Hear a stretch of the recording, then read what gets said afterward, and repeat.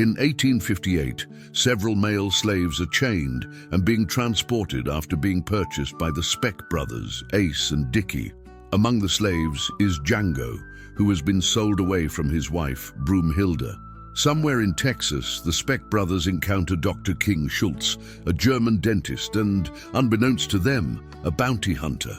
Schultz halts the procession and asks the group is there is anyone who worked at the Caracan plantation that was overseen by the three Brittle brothers, Big John Brittle, Roger Lil Raj Brittle, and Ellis Brittle.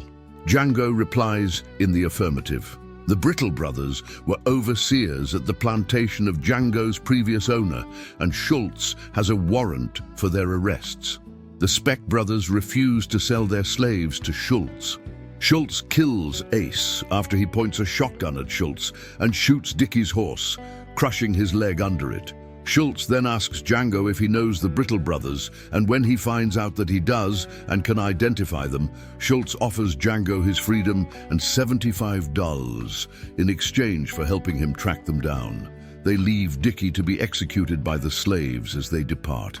Django and Schultz arrive in the small town of Dortray near El Paso. The two then walk into a saloon, despite the fact that Django is forbidden from doing so. When Schultz insists on being served, the barkeep runs out of the saloon to fetch the sheriff. The sheriff enters the saloon, shotgun in hand, and tells Schultz and Django to leave. The two comply and exit out the swinging doors. Schultz is silent, then steps forward. A spring-mounted derringer pops up in his right hand, and he shoots the sheriff in the stomach. The townspeople are stunned as the sheriff stumbles to the ground, moaning in pain. Schultz walks around the wounded sheriff, aims his derringer, and shoots him in the head, killing him. The bartender now runs again to fetch the town marshal. The town marshal and most of the town arrive and train rifles on the front door of the saloon. Schultz hears that he has 100 rifles aimed at his head. Schultz then exits, hands raised over his head, and a paper in his hand. He explains that the dead man, who went by the name of Bill Sharp, is a wanted cattle rustler named Willard Peck, with a $200 bounty on his head. Schultz says that the paper in his hand is an official document from a judge that charges King with finding and bringing Peck back to the proper jurisdiction, dead or alive. Schultz then suggests that the marshal pay him the $200 fee. Django and Schultz look for the Brittle brothers at Spencer Big Daddy Bennett's Tennessee plantation. Schultz states he is looking to buy one of Bennett's slave girls for an exorbitant price. As he and Bennett talk business, Django is given free range to look around the estate. Django finds that three brothers did arrive at the estate in the last year under a different name. Django looks through his telescope and sees that it is Ellis. Django learns that Big John and Little Raj are on a different part of the plantation, about to whip a young slave girl for breaking eggs. Before the brothers can whip the girl, Django attacks and kills Big John and Little Raj. Ellis rides away on his horse and Schultz shoots him with his sniper rifle. Though Bennett is incensed when he arrives, he is forced to let them go once Schultz explains they are legally authorized to kill and collect these men. Schultz and Django pack up quickly and leave. Bennett pursues them with an armed posse, which consists of all the fellow white men of the plantation. The posse surrounds Schultz's cart at night, but Schultz and Django had already anticipated this and were hiding in a nearby tree. Schultz ambushes the posse with explosives in his cart, which kills most of them, and Django kills Bennett with a sniper rifle. Schultz realizes that Django is a natural with firearms. Schultz partners with Django in bounty hunting until spring, at which time he will assist Django in tracking down and rescuing Broomhilda. Over the winter, Schultz trains Django in bounty hunting and mastering a sidearm. Django tells Schultz how the Brittle brothers were minding the slaves at the Caracan plantation where he and Broomhilda worked.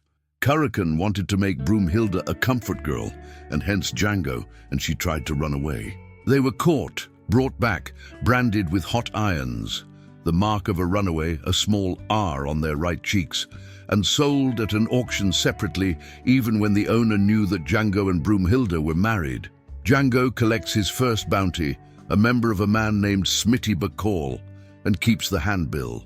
Django and King perch themselves on a hill overlooking a small farm where Django hesitates to kill a man who is now peacefully working on the farm and has a son. King explains that before the man owned this farm and started a family, he murdered several people while robbing stagecoaches, and that he has a $7,000 bounty on his head. Hearing this, Django shoots and kills the man in front of his son.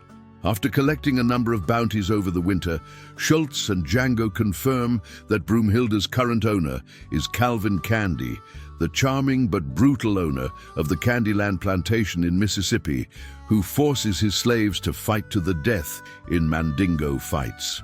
Schultz expects that Candy will demand an exorbitant price for Broomhilda if they are forthright with their intentions, so they devise a ruse whereby they will pretend to seek the purchase of one of Candy's prize fighters for a hefty sum, meanwhile purchase Broomhilda on the side for a more reasonable sum, then disappear before they finalize the bogus deal. Schultz and Django meet Candy at a club in Greenville and offer to buy one of his fighters for $12,000. His greed tickled, Candy invites them to his plantation. On the road, Schultz and Django witness Candy murder one of his Mandingo fighters, who fled due to not wanting to fight anymore. Candy's slave trackers had cornered D'Artagnan, an escaped Mandingo fighter. Django is forced to intervene when Schultz attempts to buy D'Artagnan to save him. Candy has the trackers' guard dogs maul D'Artagnan to death, visibly upsetting Schultz. At the plantation, Schultz secretly informs Broomhilda of the plot. At dinner, Schultz expresses an incidental interest in Broomhilda because she speaks German and offers $300 for her. Django raises the suspicions of Candy's staunchly loyal senior house slave, Stephen, who correctly deduces that Django and Broomhilda know each other and that the sale of the Mandingo fighter is a ruse, and informs Candy in private. This enrages Candy, who, armed with this information, demands the $12,000 for Broomhilda instead, or he will kill her. Schultz agrees to buy her at this price in order to save her life. After the money is paid and the paperwork signed, Candy demands to shake hands with Schultz to finalize the deal, or Broomhilda will be shot. Schultz, in disgust, shoots and kills Candy point blank with a concealed Derringer gun. Schultz is shot dead too, and a gunfight erupts. Butch Pooch, Candy's bodyguard, kills Schultz, and Django kills Pooch, Candy's lawyer Leonid Mogi, and many of Candy's henchmen in a prolonged gunfight. He is forced to surrender when Broomhilda is taken hostage. The next morning, the chained Django is tortured and about to be castrated by overseer Billy Crash when Stephen arrives. As punishment, Stephen and Candy's sister Lara agree to send Django to a mine to be worked to death. Broomhilda, instead of being given her freedom, is locked in a cabin.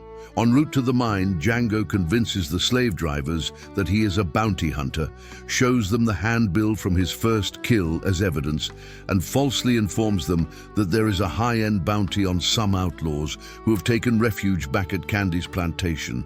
He offers them a cut of the bounty if they free him and ride with him.